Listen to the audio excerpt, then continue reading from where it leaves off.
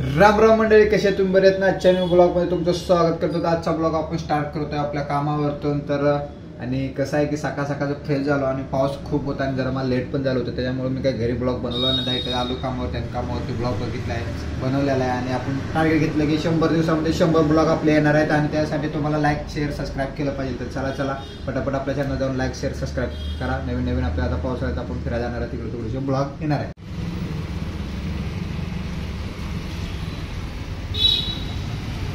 आपल्या या कुत्र्याला आपण चपाती टाकली तर बघायसाठी किती जण आलं बघा, 2 जण खायसाठी. आपण याला टाकले, याच्यातली थोडीशी घेतली आणि त्याला टाकली, संपवले लगेच त्यांनी पण संपवले म्हणले. तर मग मित्रांनो, आपण आता केलेले बँक ओपन आणि आपले साहेब आले, त्रास साहेब मावशी आले तिकडे आणि मस्तपैकी आपण आलेलो, मस्तपैकी बसलो येऊन मस्त टकाटक. मावशीनं काम चालू केलेलं आहे साफसफाईचं एकदम ओकेमध्ये आणि एकदम टकाटक आहे बघा. मावशी आणि राजसाहेबची गोष्ट चालली.